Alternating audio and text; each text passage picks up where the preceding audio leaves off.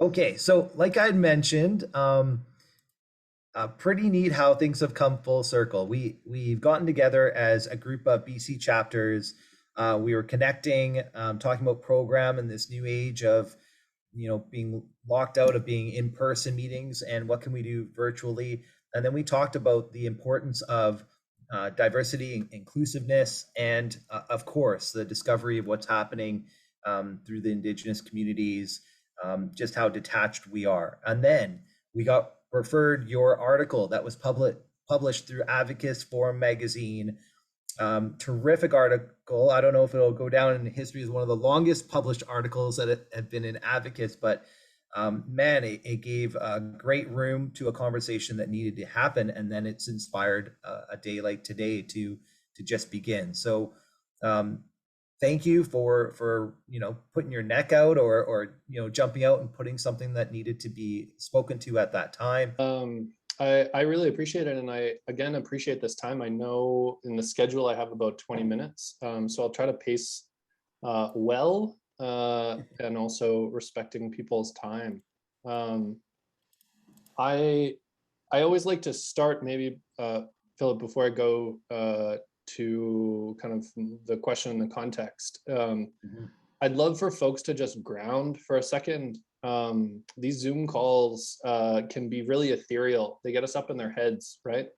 And we're all these little boxes. And I hope that I get to meet every one of you, and that at the very least see you again in the little box. But it would be lovely to spend time face to face, and I'm sorry we don't have that. The best way that I know to ground, especially in these situations, is just wiggle your toes. Um, Mhm. if you wiggle your toes, you're pushing on the earth, and it's also getting some blood flowing. But when you wiggle your toes, you're acknowledging the land as well that you're on, and the house or the office that you're in. And you start to, when you wiggle your toes, bring yourself into a sense of place. And that place is important, and that place has context and history of all the work and all the hard times and great times that you've had in that particular place, the connections, the family, the uh, the people that helped create that place, and the people that walked through that space for a long time before you were sitting there. And so Mhm. that's kind of reaching back into the past. And then we can also start to think, when we wiggle our toes, about the future, and like how many other people are going to sit in this spot and wiggle their toes. And you start to feel a little less alone, and you start to feel grounded, just in the sense of now. um, I always really appreciate starting with that, because I think it's a good context to these kinds of conversations, especially through Zoom. So um, Thank you. thanks if you wiggled your toes. If Yeah. you know didn't want to or couldn't, that's totally okay. I appreciate it. I'm honored to be here again. BC has an amazing place in my heart. I like to say I come from a lot of different places: Northern Europe, Western Europe. I also say my spirit comes from out west, in the South Okanagan. I'd introduced myself a little bit earlier, but I do have family connections to the Indigenous community in the South Okanagan, in Osuyas. And I'm also an active member of the urban Indigenous community in Toronto. So I'm associated with a local school here that's fully Indigenous. I do some math teaching and volunteering there, work in friendship centers, and community centers. I'm pretty embedded in the urban Indigenous community of Toronto here. So that's a little bit of my context. How I got here is a bizarre sequence of events in my head. I was a science geek that went into education and started doing some work with people. And because of my background and my family connections to the Indigenous community, I started working in friendship centers and working with Indigenous social workers. And there was just so much need for financial planning, for knowledge. There was such a lack of knowledge. And it's almost through anger that I actually stepped into finance. And I had the math background and the scientific brain for it all. It was anger that I saw my peers who would go $60,000 in debt to cash money lenders in like 3 or 4 months because the systems are just super messed up. I saw people not filing their taxes, not qualifying for government benefits, and they have households of 8 kids, and they're losing out on like, you know, $10,000 in tax back.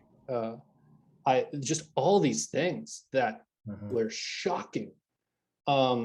And I was born in a great household. My parents weren't great with money, so in some ways they told me what not to do. And then I kind of learned on my own, and I just had to go into it. And so I started into it, did my QAFP, and for a few years was just working with clients and the Indigenous community and youth groups and all sorts of different things.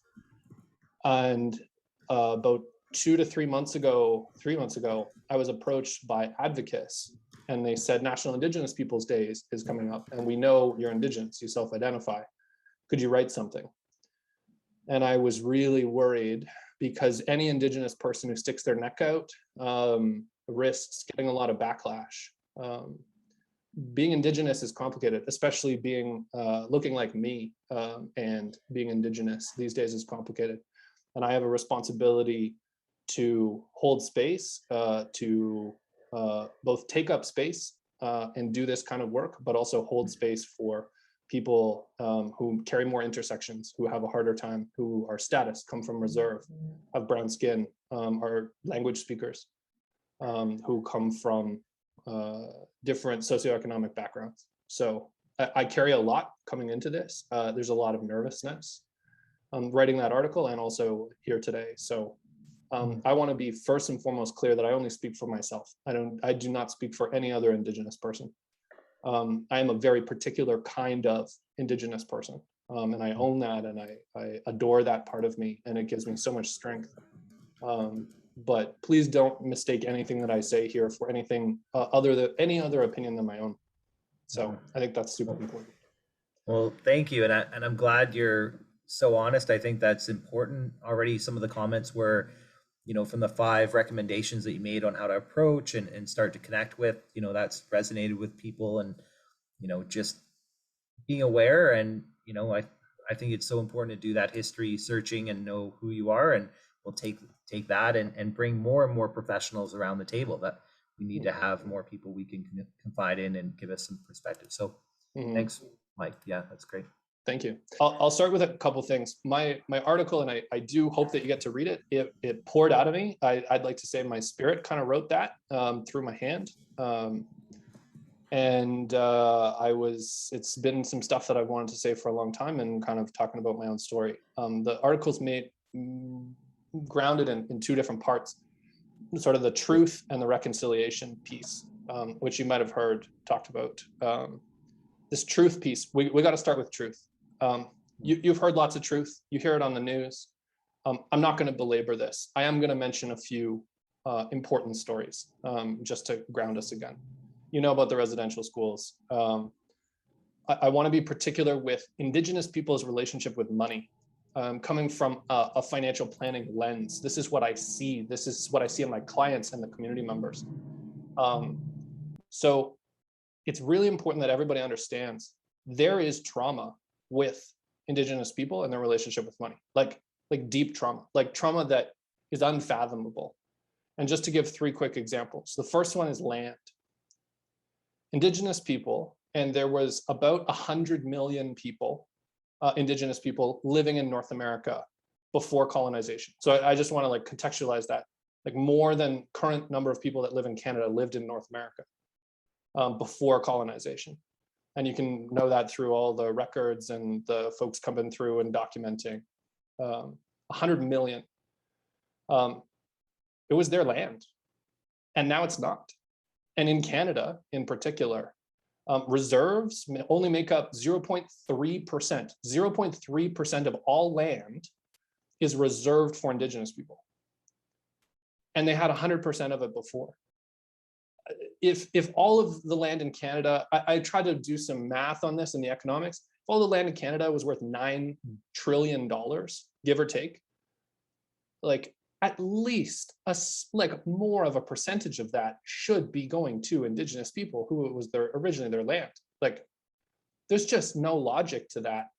And that theft of land, and that's what it was a slow theft of land over a couple hundred years. And I'm down to chat about this and chat about the details and the laws and all that stuff, but it's easy to get stuck in the mud of this. People were here, they were murdered, their stuff was taken, but they're still here. Their ancestors are still here. And so now what do we do? And it's got to be better than 0.3%. The second thing is work. It's really important that everybody knows the truth that Indigenous people literally were not allowed to work. Like if you want a status Indigenous person, and the words are really technical and like, you don't have to get into it too deep, but if you lived on reserve and you were an Indigenous person and you were status, you were not allowed to work for like a good chunk of time. You couldn't get a job.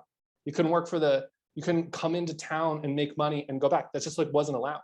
Literally, you were trapped on your reserve and told to just figure it out. Think about the amount of money that was lost for about 100 years in there. You know, I'm rounding numbers here, but the economic and familial wealth that was lost, and that is a massive truth that people just like aren't talking about. And finally, it's not only like you weren't allowed to participate, it was a destruction of wealth. And there's tons of examples of this, but probably the biggest one is the chief and council system, that the government came in and said, the way you do things actually isn't okay. That had value. They were functioning. Indigenous people were here for thousands, if not tens of thousands of years. They were fine. In fact, their population was growing. They were healthy. And the Canadian government came in and said, no, how you work things doesn't work for us. In fact, all these women in charge, that's not okay. You're going to put a man in charge, you're going to call him a chief. We don't care what else was going on. Then we're going to put a band system in. And so, of course, you hear in the news about these controversies between hereditary chiefs and appointed chiefs, because one was a system that was imposed and another one was like a spiritual system. And it's just so complicated that you've eroded the wealth, the cultural wealth of how people interact. And so that's just 3 examples of this truth. And so I want to shift to this reconciliation, because I think this is really important. Like, what do we actually do as planners? I'm going to pitch a couple ideas out at you, and they are in my article. I'm going to skim through a few, and then I want to, sure, that's great. And then I want to focus on a few things. So what do we do first? You are here on this call because you care at least enough to show up. So first of all, you're an elite group of people. So I want to really thank you for that. And thank you for just showing up. That's like part of the battle. There's also a lot of emotion in here, right? Like you're hearing about other kids, like other people's kids dying, and like people being taken in extreme poverty and like language removal. Like, it is heavy. And so one of the first things you got to do is look after yourself in this. You got to breathe. You got to ground. It's okay to cry sometimes and like figure that out, that this was horrendous. And it was absolutely unbelievably terrible. What happened to Indigenous people over the last 500 years. So the first thing you got to do is not go into a place where your hypothalamus is freaking out and you're just disconnected and you don't even remember what happened. You got to connect that back. So you got to breathe. One thing I would say is the first thing is, once you start to breathe, we got to give a damn. The financial planning community overall doesn't care, never has. It's very white. It's very male. Every woman on this call knows how patriarchal the financial system is. You get it, right? And then layer in these other race dynamics. For all the older white men on this call, I appreciate you being here. There is this patriarchal, these roots that in these boardrooms for so long, everybody looked the same. And Canada's evolving, and so many things are evolving. And it's not to remove power. It's not to shame anybody. It's just to say, open another seat at the table. Let's get more people in there, wherever you are. Let's open it up. And so let's make sure that every boardroom, every association looks like Canada. And 5% of the population is Indigenous, give or take, in Canada. That means 1 in 20 of the people, of your clients, of planners, should be Indigenous. But there's no way they are. I've been looking for a while now. I found a handful of Indigenous people working in finance. They're all kind of in their own zone trying to survive.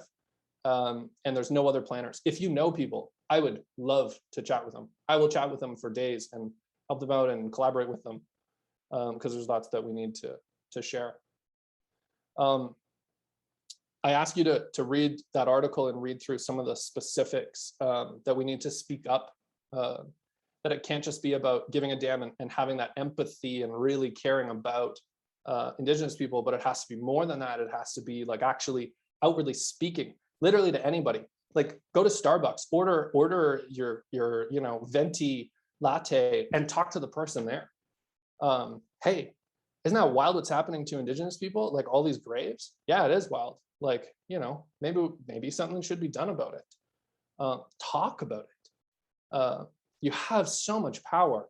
Everybody on this call, is, I'm going to guess, given the sort of stereotypes, that everyone that's in this call is of a class and of a power and of a privilege, that you can do so much and change the narrative. So speaking about that need for change is so important. And then I'm just going to share a couple other things. Phil, how are we doing for time? Good. Yeah, we have a couple minutes left to kind of bring full circle and everything. So yeah, thank you. Take your time though. One of your biggest comments, and actually a lot of the people I've been interviewing for this day, we all just really need to have a wake up call around slowing down, breathing, going more with intention. Just a lot of the principles that have been here much more before us, and learning that, and I think that's what today is. So again, time is there. It's structured in a different way, but thank you. You're bringing great value, and the energy that you've brought, from coast to coast is really appreciated. So. I'd love to talk about a few other ideas, like tangible things that I have. So for me, again, please read through the article. A couple things that maybe didn't make it so much into the article.